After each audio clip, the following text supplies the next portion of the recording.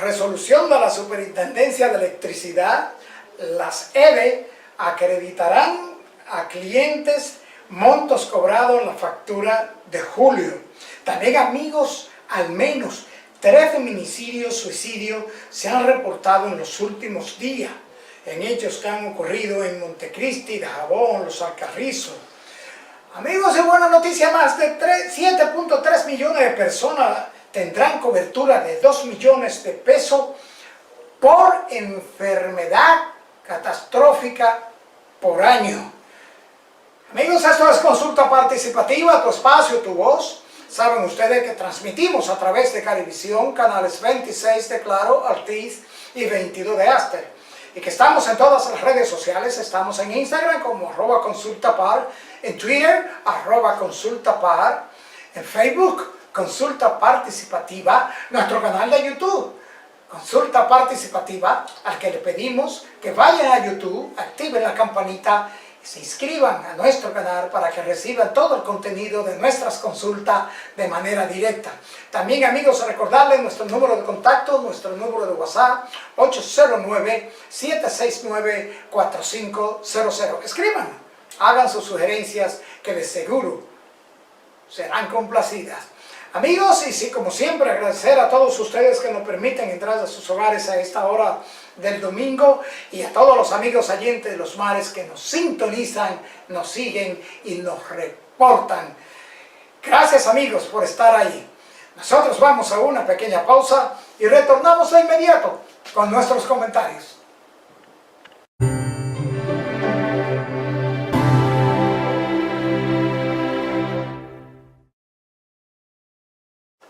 Amigos, y por resolución SIE 068-2022 TF, la Superintendencia de Electricidad anunció que modifica la resolución SIE-061-2022 TF. Esta última, que fue emitida el 30 de junio, en la cual se establecieron las tarifas de transición para el trimestre julio-septiembre de 2022. En esta nueva resolución, la superintendencia deja sin efecto estas nuevas tarifas y mantiene las tarifas que estuvieron vigentes durante el trimestre abril-junio. Esta decisión, amigos, que viene a paliar un poco la ansiedad de muchas personas que estaban estaban descontentas por las alzas y que se sentían que esta carga era insoportable. Esta medida se produce luego que el señor presidente de la República, licenciado Luis Abinader, anunciara la suspensión de los próximos ajustes trimestrales de la tarifa eléctrica a los usuarios regulados en las EDE. Esta tarifa, que se aplica desde noviembre del pasado año como parte de los acuerdos arribados en el pacto eléctrico y que consensuaron todos los partidos políticos, empresarios y representantes de la sociedad civil.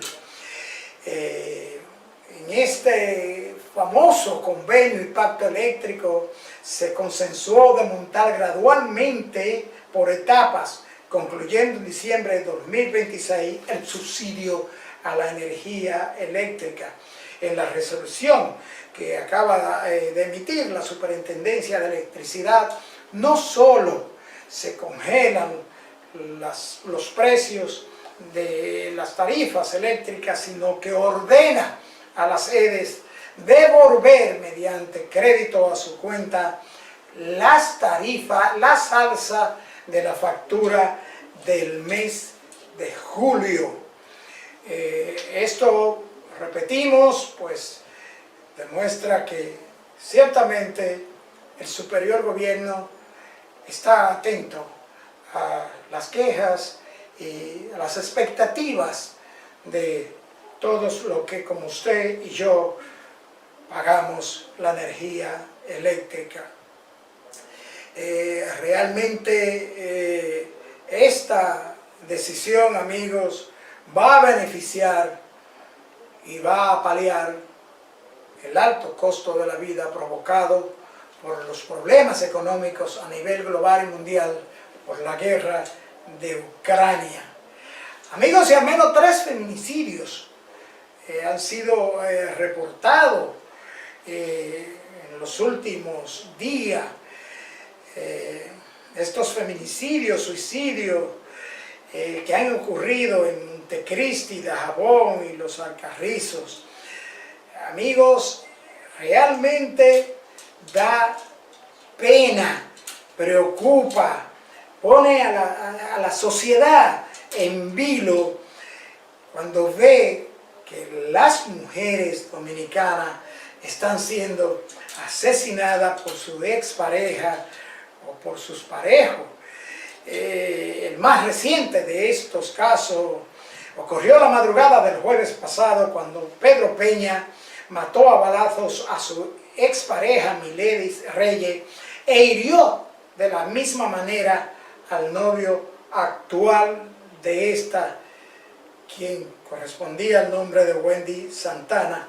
Luego, este criminal se suicidó en la comunidad de Jobo Corcovado del municipio de Montecristi. Pero también, amigos, Milka Peña Esteves, una mujer de 35 años de edad, fue degollada por Leonel Alcántara Luciano, alias Miguelito, quien luego se suicidó y dejó una carta justificando las razones por las cuales había tomado la fatídica decisión. Este individuo cometió el hecho, pero tenemos, amigos, que esta mujer desde el mes de abril se había quejado a través de medios sociales de los maltratos de que era víctima por parte de su pareja sentimental, y no hubo, parece ser, una denuncia formal porque no hay constancia de ningún tipo de papel ni de medida tomada de alejamiento ni nada que pudiera evitar de manera y por la vía de la justicia y por la vía de la protección que corresponde a cada ciudadano la acción de este individuo. Finalmente, amigos, un oficial de la Policía Nacional también mató el miércoles pasado a su pareja María Mercedes Martínez Miese, de 25 años de edad, y luego se suicidó. Amigos, y una noticia muy buena, una noticia que nos alienta, es que más de 7.3 millones de personas tendrán cobertura de 2 millones de pesos mensuales por cada enfermedad catastrófica que presente.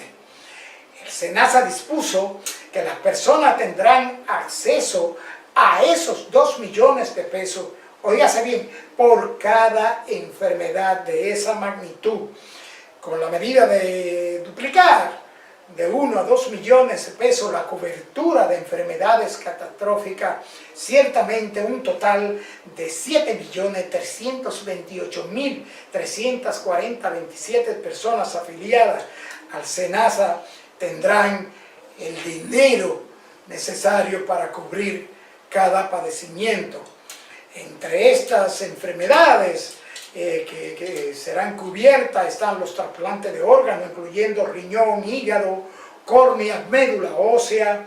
También incluye la cirugía de estos trasplantes a los donantes, atención, cuidados intensivos, trauma mayor, quemadura de 3er grado, extirpación de tumores cerebrales, reparación de aneurismas cerebrales, etc.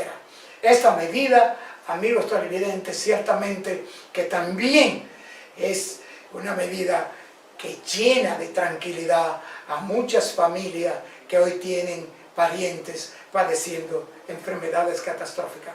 Amigos, hasta aquí nuestro comentario de hoy. Nosotros les invitamos a que nos acompañen en nuestra entrevista central, donde estaremos hablando con el doctor Leonardo Andújar Saiter, médico abogado, quien es especialista en defender derechos del paciente. Volvemos en breve con nuestra entrevista central.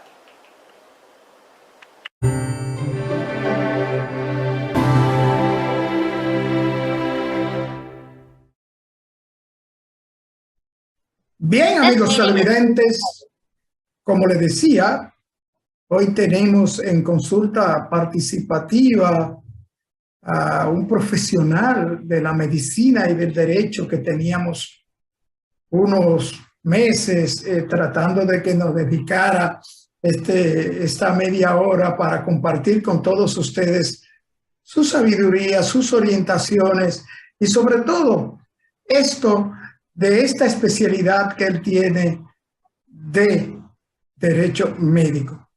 Nos referimos y damos la bienvenida al doctor Leonardo Andújar Sainz. Bienvenido a Consulta Participativa, doctor. Muchas gracias, Ricardo. Gracias por invitarme y darme un espacio a un tema tanta trascendencia como el derecho médico, que a pesar de su importancia para los profesionales de la salud y los pacientes, todavía en nuestra sociedad no ha tenido ese posicionamiento. Pero de eso se trata, de uno ir orientando, y programas como este, especializados en salud, le dé espacio al tema para así desarrollarlo. Muchas gracias por tu invitación. Gracias a usted, doctor. Y vamos a arrancar de una vez porque en la rama del derecho conocemos muchas especialidades, litigante en demanda civil, en derecho penal, derecho comercial, pero en derecho médico no conocemos esa especialidad. Y quiero que nos explique primero qué es el derecho médico, doctor. Sí. El derecho médico es una rama del derecho que se ocupa de las normas, de las regulaciones y de las responsabilidades de los profesionales de la salud y los derechos de los pacientes. Quiero aclarar algo aquí, esclarecer, porque dice derecho médico, ¿es un derecho para los médicos? No, para los profesionales de la salud. En esto entran los odontólogos, los bioanalistas, los psicólogos, los terapeutas, o sea, todas las ramas del saber de las ciencias médicas. Y los derechos de los pacientes, que anteriormente se entendía que los pacientes no tenían derecho. Y ya hoy está bien definido esa importancia de reconocer a los pacientes esos derechos, desde el momento que ingresa al área asistencial, sea al centro de salud o al consultorio del profesional de la salud. Sí, doctor, y mire qué interesante, porque investigando para conversar con ustedes, vimos que el derecho médico no es cuestión de un invento moderno. O sea, el derecho médico existe años cuando surgió de un rey que también aplicó la ley del talión, de ojo por ojo, diente por diente. Nos referimos a emperador o rey que decía que si un médico operaba y dañaba un ojo, pues se le podía cortar hasta las manos. O sea que el derecho médico realmente existe desde hace mucho tiempo. Y a propósito de esto, doctor, usted menciona derechos del paciente. ¿Cuáles son estos derechos del paciente? Vamos a comenzar diciéndole a los amigos de Consulta Participativa que sí tienen derecho. ¿Y cuáles son estos derechos del paciente? Primero, ya se ha roto el paternalismo que existía del médico, de que todo lo que decía el médico era palabra sagrada. Ya no. Ya existe la autonomía del paciente, la autonomía a decidir. Es un derecho que tiene el paciente. O sea, quiero estar con usted, pero también me permito hacer una interconsulta, una segunda opinión. Y el médico de base, tiene que asimilar eso de manera tranquila, profesional. Sabemos que en nuestro medio todavía esa parte de la mentalidad del médico no es asimilable del todo. El paciente tiene derecho a la vida, derecho a la salud, son derechos constitucionales. Derecho a conservar su nombre, la integridad, un derecho a la calidad de servicio, a la calidez de los servicios. Derecho al secreto profesional. Derecho a una asistencia adecuada. Por ejemplo, el derecho a respetar el tiempo del paciente. Y eso vemos muchas veces que un profesional de la salud lo cita a usted para las 2 de la tarde y son las 5 de la tarde y ese profesional de la salud no ha llegado al área de laboral. Puede suceder, como son profesionales de la salud, se le presenta algún tipo de emergencia, pero todos los días, y eso es un irrespeto al paciente. Entonces, el paciente tiene que saber que tiene muchos derechos. Derecho a elegir. Derecho, incluso derecho a ser asistido, por ejemplo, en la parte religiosa. Si está interno el paciente y necesita de una asistencia religiosa, el médico, independientemente de su conocimiento de ciencia, tiene que aceptar que el paciente solicite esa parte religiosa. Son muchos los derechos ya de los pacientes que no se le puede cohibir a ningún paciente. Sería violatorio. E incluso la Ley General de Salud, también contempla en su artículo los derechos de los pacientes.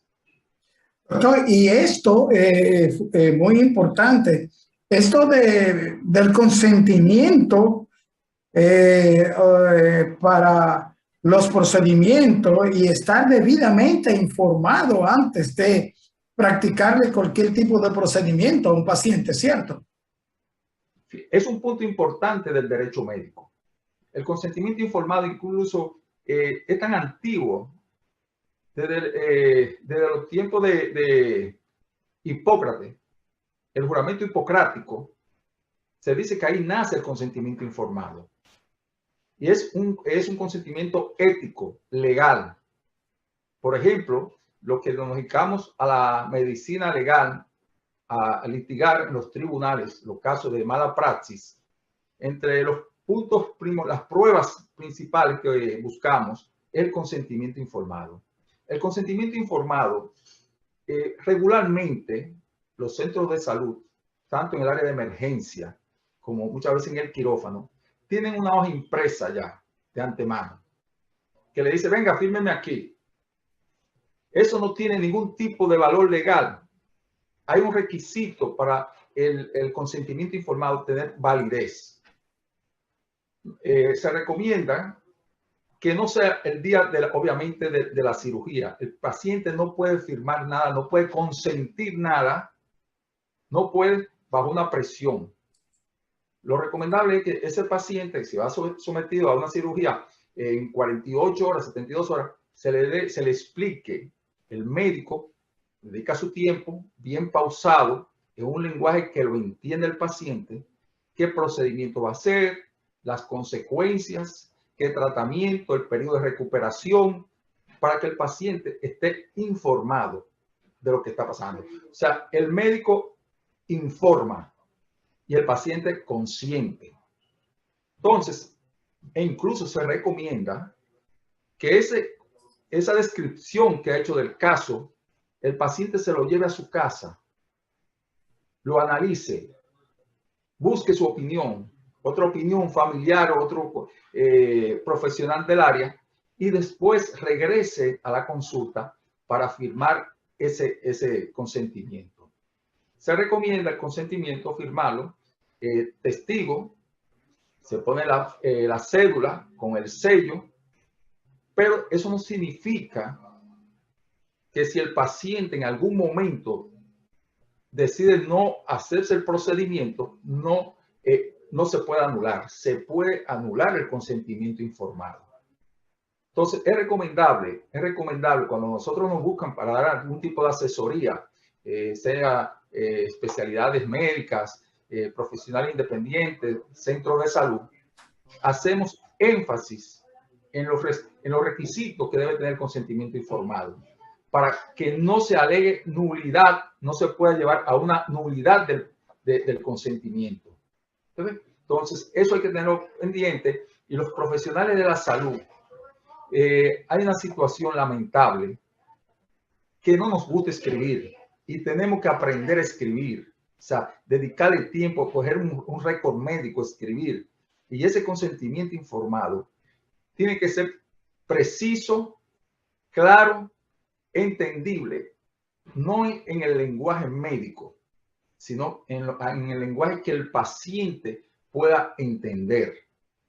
Y con eso hay muchos casos en nuestro centro de salud de que te ponen a firmar y incluso el médico cree que si el paciente firma, lo exime de responsabilidad. Cuidado, no.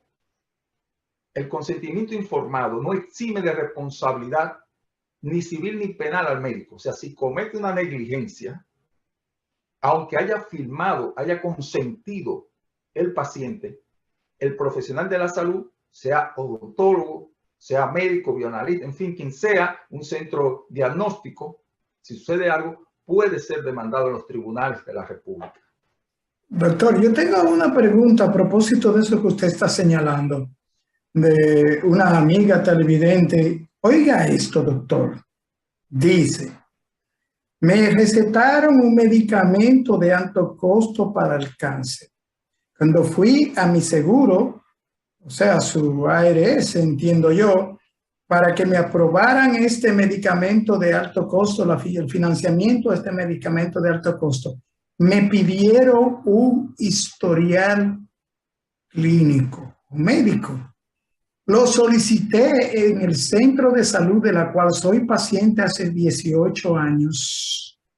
Estuve un mes y medio sin la aprobación del medicamento porque a insistencia mía a los 3 meses fue que me dieron por escrito este historial. Explíqueme, doctor. Eso es frecuente. Eso es muy frecuente y lo vemos más frecuentemente cuando un paciente quiere el récord médico, que el récord médico, el historial médico, el expediente clínico es del paciente. Es bueno que el paciente sepa esto. El centro de salud es el guardián. Entonces, el centro de salud está en la obligación de darle al paciente directamente, porque no se puede violar la privacidad del paciente, entregarle ese historial o ese expediente clínico también. Los centros de salud temen entregar esto porque piensan que pueden coar una demanda. Pero hay procedimientos, porque el derecho todo está contemplado. A mí me ha pasado, por ejemplo, y voy a mencionar un caso personal, con la muerte de mi padre en Sedimat, me entregaron un récord sin firma y sin sello. Y yo lo tomé. Yo sé que eso no tiene ningún valor en justicia, pero lo analicé desde el punto de vista médico-legal. Y efectivamente, entonces acudí al Ministerio Público que solicitó el récord correcto. Pero, ¿qué pasa? Entrega un récord parcial, mutilado. Entonces tuve que apoderar el tribunal, una diligencia judicial, para que el tribunal obligara al Ministerio Público para que lo transmitiera esto a Sedimat para entregar el expediente. O sea, los centros de salud no son muy dados y están equivocados. Los récords médicos, mire esa señora, por ejemplo, el tiempo que duró para recibir ese informe, un asunto, podemos decir, de vida o muerte, porque está esperando un medicamento que es vital para ella por su enfermedad, de su cáncer. Entonces, es importante, por eso yo tengo esta cápsula de derecho médico que llegan a 47 países y a 6 millones de personas diariamente por las redes, para orientar, para que el paciente sepa de esto. Aquí todavía estamos muy limitados, aunque hay que decir que la Universidad Autónoma de Santo Domingo ha creado la maestría en Derecho Médico. Nosotros formamos parte, somos el motor de esa maestría. O sea, estamos afanosos de que cada uno de los participantes recibamos la mayor información, tengamos el compromiso, tengamos claro el compromiso social de informar tanto a los profesionales de la salud como a los pacientes. Pero aquí hace falta mucha información. Qué bueno que programas como el tuyo realmente le dé cabida a un tema tan trascendente, porque el derecho médico tiene muchos temas y es importante Muchísimo, que doctor. que la población vaya buscando, explorando. A través de la cápsula diariamente, personas nos abordan y nos presentan sus problemas, sus situaciones, y a Dios gracias, hemos podido ayudar a muchas personas solamente informándoles y saben que den los pasos necesarios para buscar la información deseada. Doctor, hablamos de derechos médicos del paciente. ¿Y cuáles son los deberes del paciente, las obligaciones del paciente? ¿Cómo un paciente debe comportarse ante su prestador de salud, sea este el médico o el centro al que asiste? Esto, doctor, después de la pausa.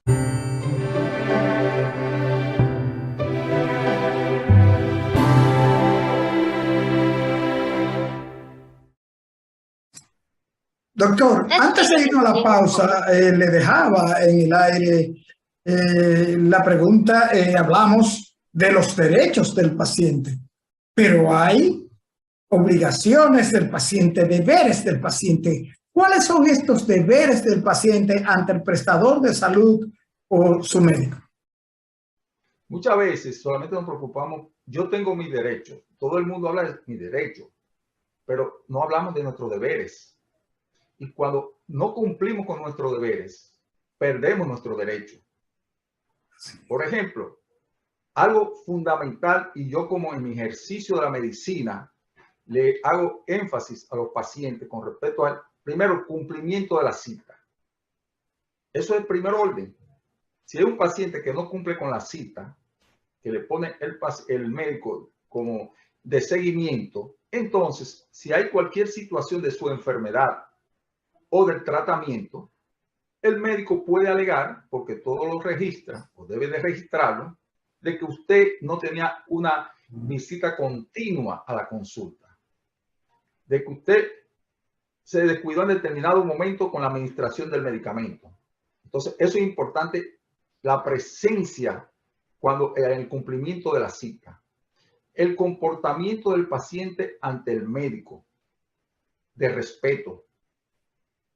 El comportamiento del paciente en el lugar asistencial, o sea, respetar las instalaciones del centro, que muchas veces entendemos que porque estamos pagando una consulta, tenemos derecho a destruir el lugar. El paciente también tiene deber de informar todo sobre su enfermedad. Eso es muy importante. Ojo con esto, porque si tú no le informas al médico de todo tu proceso, tanto presente como pasado, por eso hay lo que se llama el historial clínico, que el médico se sienta con el paciente y comienza a recoger todas esas informaciones pasadas, sus antecedentes pasados, presentes, y si el paciente, por alguna razón que no recuerde o que tenga una intención maliciosa de ocultar esa información, ya entonces ahí va perdiendo su derecho ante el médico, porque su deber era de informar. Por ejemplo, hay muchos pacientes, y esto se ve en procesos alérgicos. Es importante informarle al paciente, perdón, al médico, que él es alérgico a determinada sustancia. Y así el médico obviamente toma la precaución a la hora de prescribir cualquier medicación. Pero no solamente el paciente, porque estamos enfocados, estamos hablando del paciente hacia el médico, pero recuerde, el derecho médico es de todas las ramas del saber de las ciencias médicas. También pasa con los odontólogos.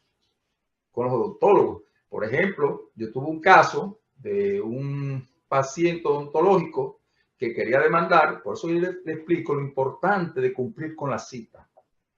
El paciente le hicieron un procedimiento de rehabilitación bucal y después había que hacer un implante. Y el odontólogo le hizo un cronograma de actividades, pero el paciente no cumplía con ese cronograma de actividades. En un momento dado, el paciente hace una inflamación en los alveolos dentales y quiere demandar al médico porque tiene imposibilidad para comer, está incapacitado, todo esto. El caso me llega a mí, ese caso real. Y yo era el representante legal del odontólogo. Y estuvimos analizando, le digo, no, espérate, oye, tú hiciste un consentimiento informado, lo tenía bien hecho, le hizo un cronograma de actividades, pero quien no cumplió fue el paciente. Entonces, el paciente desistió, se le analizó, llegamos a una conciliación y de que ahí no hay un caso legal.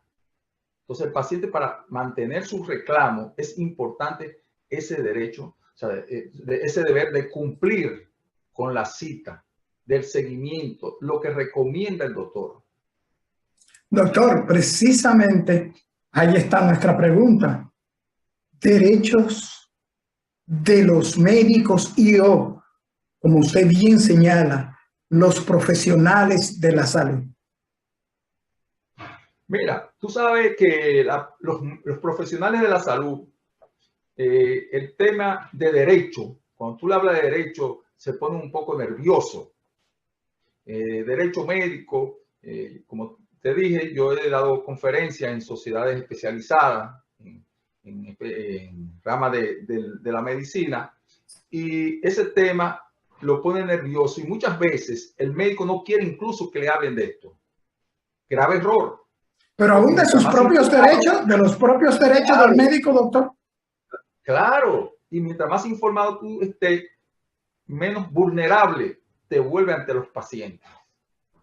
Yo insisto por eso, y a nivel de la maestría, yo siempre he dicho algo, que el derecho médico es para los médicos abogados, no para los abogados, para los médicos abogados. El derecho médico es un derecho regulador, no sancionador. Ya cuando vamos a la parte de sanción, vamos a la medicina legal. Pero ¿quién entiende más, quién interpreta mejor que un médico abogado en estos procesos? Obviamente, porque el abogado conoce la parte procesal, pero la parte médica es difícil que un abogado pueda sostener un expediente si no está formado como médico. Pero ¿cuáles son estos derechos específicos que tiene el médico, doctor, ante el paciente? Bueno, el derecho al paciente, exigir cumplimiento. O sea, el médico puede exigir el cumplimiento del paciente. Claro que sí. El médico puede exigir el cumplimiento del tratamiento. El médico puede exigir que respeto. El médico puede exigir incluso la forma de vestirse a la consulta.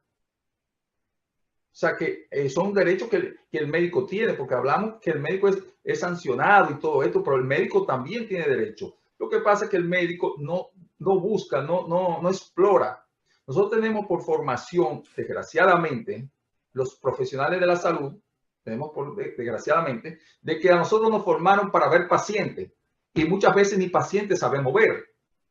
Entonces ya tenemos que abrir esa mentalidad, el profesional de la salud, para incorporarse a un mundo competitivo y exigente y que necesita de información. Doctor, pero hay un derecho, doctor, que se enuncia de los médicos, que es el tener a su disposición los recursos que requiere la práctica profesional.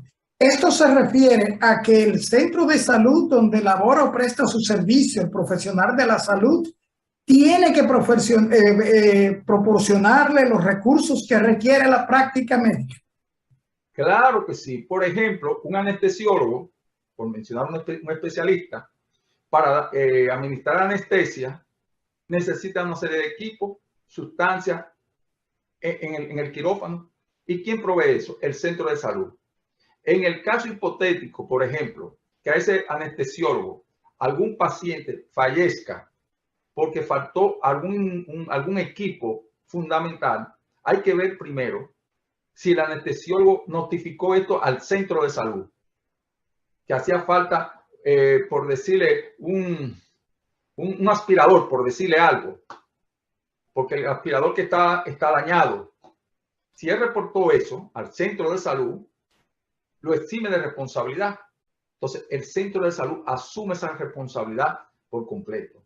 Claro, los médicos necesitan de esos equipos y son los centros de salud que tienen que, claro, cuando son equipos a ser utilizados, por ejemplo, en quirófano, en cuidados intensivos, pero hay equipos que cada médico en su consultorio lo tiene según la especialidad, pero ya eso es diferente. Doctor, un colega médico suyo y amigo de nosotros nos dijo: no deje de preguntarle al doctor sobre el derecho a recibir una remuneración justa por los servicios que prestaron. Háblame de eso, doctor. Bueno, usted me está poniendo en una situación difícil con los colegas, ¿verdad que sí? Fíjate, primero, no hay una tabla. Mira, es un tema complejo. El médico no hay una tabla que regule que tú por determinada consulta, determinado procedimiento, o sea, a nivel privado me refiero, primero, a nivel privado, no hay una tabla. Cada médico cobra como entienda. ¿Qué? ¿Cómo entiende? En el lugar, en el centro de salud que esté, eso es importante. Las condiciones socioeconómicas del paciente, también él se visualiza eso y en base a eso cobra sus honorarios. Pero ¿qué pasa? Cuando son por ARS, por seguro, hay una tarifa establecida, pero hay una violación también. ¿Qué pasa? Que el médico está establecido que debe cobrar una diferencia de tanto, por decir algo, 2,000 pesos, por decirle algo, un internamiento, pero el médico cobra 5,000. Está violando el contrato con la ARS. Está violando, eso es violatorio. Pero ¿quién reclama eso? Los pacientes no lo reclaman. A veces hay pacientes que reclaman porque tampoco quieren que le paguen en cheque, sino en efectivo. Entonces son de los conflictos que hay con respecto a lo que es la remuneración económica de la medicina. Y realmente todos trabajamos porque necesitamos alguna entrada, ciertamente, pero la medicina no puede estar enfocada en la parte económica de lo primordial. Es el sentido humanitario. Y ahí es un tema muy importante de por qué la medicina se ha deshumanizado. Y estamos deshumanizados. Y no soy pesimista, pero en los próximos 20 años no veo un proceso real de humanización en la República Dominicana. Bien, doctor, y hay algo muy importante que también tengo la encomienda de que usted le trate a los amigos televidentes de Consulta Participativa.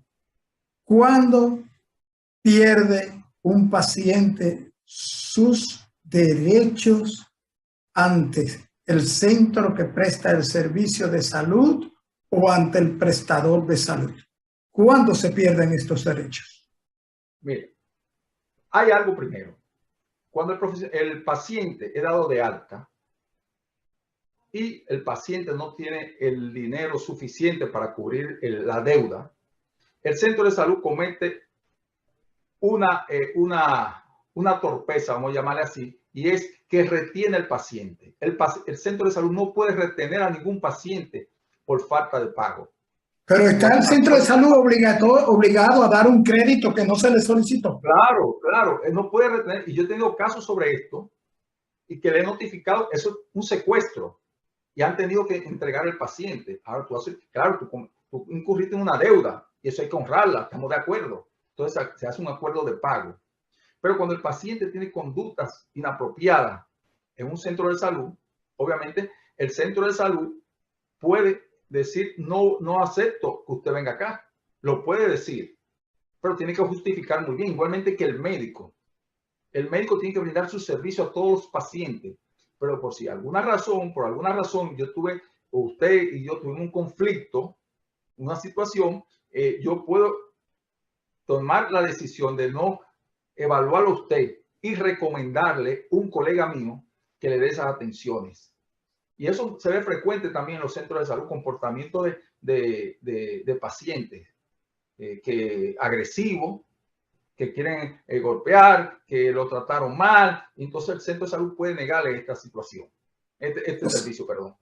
O sea que cuando el paciente se convierte en una posible amenaza para el centro de salud o para el prestador de servicio, pues pierde ipso facto sus derechos. Ahora bien, doctor, hay un comunicador importantísimo de este país, un comunicador muy respetado en este país, que también es médico, que dice esta frase: la salud no tiene precio, pero tiene un costo. A su juicio, doctor, ¿qué es el más importante? ¿El médico o el paciente? Los dos. Porque si el médico no tiene paciente, no hace ejercicio profesional. Y si el paciente está enfermo y no tiene el médico, se muere. Entonces son complementos. Los dos se necesitan. Lo que hay que crear una relación médico-paciente objetiva, sincera, que no se vea la parte económica como el interés primordial. Que sea un médico entregado, un médico que escuche, que se sensibilice con el dolor del paciente. Mire, cuando usted da unas atenciones médicas de calidad y con calidez, que son de los derechos que tiene el paciente, calidad, calidez, el paciente paga lo que sea por su salud. Malo es cuando usted utiliza unos honorarios, pasa unos honorarios muy elevados y las atenciones suyas como profesional de la salud no se corresponde con esto. Entonces ya hay un conflicto. Pero el médico tiene que mantener, independientemente de la clase social a quien preste su y humanitaria. Eso no puede desprenderse. Usted puede estar dando la atención a las personas más poderosas del país, pero no lo vea, usted no puede ver a ese poderoso por lo económico, sino por su condición de paciente. Y esos son derechos de los pacientes. Doctor, se nos fue el tiempo, es inexorable el tiempo y tengo tanta pena porque realmente, doctor, no hemos tratado ni una cuarta parte de los temas que tenemos pautado para consultarle y que usted le oriente a los amigos de Consulta Participativa, pero no queremos terminar este conversatorio sin que usted le diga a los televidentes de Consulta Participativa, ¿dónde está el doctor neurólogo y dónde está el doctor abogado? Ok, nosotros tenemos nuestro consultorio en el Centro de Medicina Avanzada, Dr. Abel González, en la avenida Abraham Lincoln. También ahí tratamos los casos de medicina legal, porque realmente ejercemos dentro del derecho con mayor preponderancia la parte de la medicina legal, que son las demandas médicas, tanto para el médico o para los pacientes cuando así lo necesitan. Estamos ahí a la orden. Doctor, se me queda una preguntita que me han insistido en ella. ¿Es cierto, doctor, que en la medicina, en el derecho médico, en el aspecto de juicios y demanda, es necesario que para que se compruebe la mala praxis se pruebe la intención por parte del ejecutor? Claro, eso es parte, el que acusa es el que tiene que demostrar que hubo una falta y un daño. Porque puede ser tema de otro programa, un error médico, un error profesional, no necesariamente produzca daño. Entonces, si no produce daño, no hay demanda, no hay caso. Entonces, tiene que producirse daño. Por eso insisto que en los casos de demanda médica, el profesional idóneo, el representante legal es el médico abogado. Insisto siempre en mi columna de motivar a la persona a despertar, a que busquen el médico abogado que lo asista en cualquier caso, sea o para demandar o para defender esa demanda. Bien, doctor, se nos acabó el tiempo, inclusive no hemos pasado, producción nos está haciendo muchísimas señas, pero yo quiero, doctor, solicitarle, dado que se nos quedó 3/4 partes de los temas a tratar con usted en este aspecto y que no tratamos nada tampoco de su especialidad de neurología pediátrica. Nos gustaría comprometerlo, solicitarlo para una próxima entrega de consulta participativa. Claro que sí, programas como esto hay que apoyar porque la población necesita, y personas así como usted que bien lleva el diálogo, se hace muy ameno y muy instructivo para la sociedad. Hago ese compromiso. Bien, amigos televidentes, después de esta interesantísima consulta con el doctor Leonardo Andújar Saiter, médico, abogado, defensor de los derechos de los pacientes, solo nos resta darle las gracias una vez más al doctor Andújar Saiter y a todos ustedes, amigos, decirle que nos sentimos un poco, mucho más tranquilos porque vemos como el COVID-19 pues está de nuevo en descenso, está de nuevo en control. Y como siempre, reiterarle que no descuidemos las medidas para protegernos y proteger a los nuestros, continuar con nuestro lavado de mano, uso de las mascarillas en la medida de lo posible, mantener distanciamiento social y, sobre todo, amigos, escuchar y llevarnos de las directrices de las autoridades de salud. Amigos televidentes, nos vemos en la próxima entrega.